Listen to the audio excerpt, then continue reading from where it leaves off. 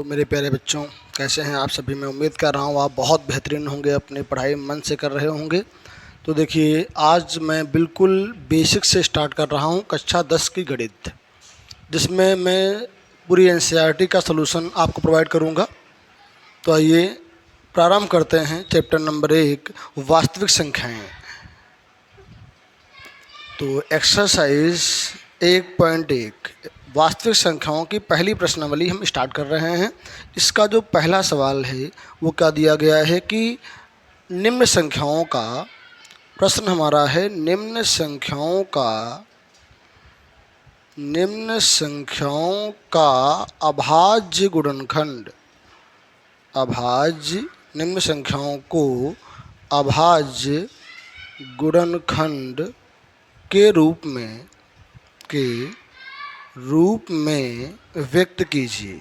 जो संख्याएं दी गई हैं इन्हें अभाज्य गुणनखंड के रूप में व्यक्त करना है। तो देखो, हमारी पहली संख्या क्या है, यानी इसका पहला पार्ट क्या है। वो संख्या हमारी है 140। 140 को हमको अभाज्य गुणनखंड के रूप में व्यक्त करना है। कैसे करेंगे, देखो भैया, यहाँ से इसके हम फैक्टर करते हैं। पहले कितना होगा, देखो यहाँ 140 को अगर हम तोड़ेंगे तो क्या बनेगा, देखिए क्या बनेगा। इसको हम 2 से काट लेते हैं ना। तो अगर 2 से काटेंगे, 2 सती 14, जीरो उतार लेंगे। यहाँ 2 तियाँ 6, इसका 1 बच गया, इधर आ गया 2 पंचे 10। लास्ट में 5 होगा तो 5 से काटोगे, 5 सते 35, 7 एकन 7। हमें लिखना है अभाज्य गुणनखंड के रूप में ना, अभाज्य गुणनखंड के रूप में। कैसे लिखेंगे, देखो 2 कितनी बार आया है, 2 बार आया है, तो लिखेंगे 2 की पावर 2 इंटू 5 एक ही बार आया है, 5 लिख लेंगे। 7 एक ही बार आया है, 7 लिख लेंगे। तो ये क्या हो गया, इसके अभाज्य गुणनखंड, ठीक, इसके रूप में लिख दिया। अगली हमारी संख्या क्या दी गई है, अगली हमारी संख्या जो है वो है 156। कितना है, देखो 156। अब हम इसका सेकंड पार्ट करते हैं। 156 को अभाज्य गुणनखंड के रूप में लिखेंगे। देखो लास्ट में कितना आया, 2, तो इसको हम 2 से काटेंगे। 2 सती 14, 1 बचा, इधर आ गया, 2 अठी 16 हो गया। यहाँ 2 तियाँ 6, 1 बच गया, इधर आएगा 2 नवा 18। ये लास्ट में 9 है, 3 से काटेंगे। 3 एकन 3, 3 तियाँ 9, 13 एकन 13। तो इसके अभाज्य गुणनखंड का रूप क्या हो जाएगा, अभाज्य गुणनखंड का रूप हमारा हो जाएगा, 2 2 बार आया है तो 2 की पावर 2 हो जाएगा। ऐसे ही 3 एक बार आया है तो 3 हो जाएगा, और यहाँ 13 एक बार आया है तो 13 हो जाएगा। क्लियर। ये तो आपने बचपन में पढ़ा होगा, कक्षा 4, 5, 6 में या पढ़ चुके हैं। अब भैया देखो 38 25 का अगला कौन सा है हमारा, 38 25। इसका तीसरा खंड जो है वो है 38 25। लास्ट में 5, तो इसको 5 से काट देते हैं। 5 सते 35, कितना बचा, 3, 3 यहाँ आ गया, 32 हो गया। 5 छक्का 30, 2 बचेगा, 2 इधर आएगा, 25 हो जाएगा। 55 25, लास्ट में 5 है, 5 से काटो, 5 एकन 5, 2 बच गया, इधर आया, 26 हुआ।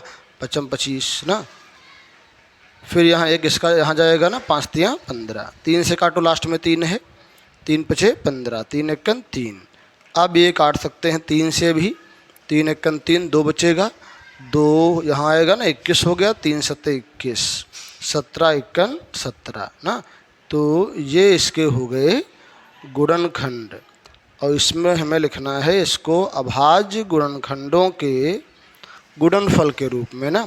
तो यहाँ 5 2 बार आया है, 5 की पावर 2 कर देंगे। 3 2 बार आया है, 3 की पावर 2 कर देंगे, और 17 एक बार आया है, 17 लिख लेंगे। तो ये हो गया अभाज्य गुणनखंड के रूप में, मैंने इसको लिख दिया। इसके 3 पार्ट हो गए। अगला पार्ट क्या है, पार्ट नंबर 4।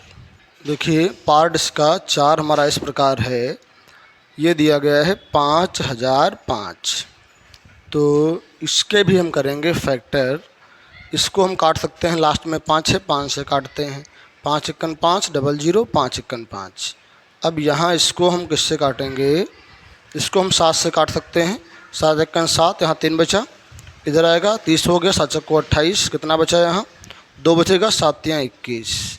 अब इसको हम काटेंगे 11 से। 11 एकन 11, कितना बचा 3, यहाँ आया 33 हो गया, 11 3 33। ये किससे कटेगा 13 से, 13 एकन 13। तो हमें निकालना क्या है, इसको अभाज्य गुणनखंड के गुणनफल के रूप में लिखना है। तो यहाँ 5 एक बार है, 5 लिख लिए, फिर 7 एक बार है, 7 लिख लिए, 11 एक बार है, 11 लिख लिए, 13 एक बार है, 13 लिख लिए। ठीक, तो ये हो गया अभाज्य गुणनखंड के रूप में, इसको मैंने लिख दिया। अब इसका आखिरी पार्ट बचा है, पार्ट नंबर हमारा 5। देखो 5 कैसे करेंगे, ये हमारा 7429, इसे हम किससे काटेंगे।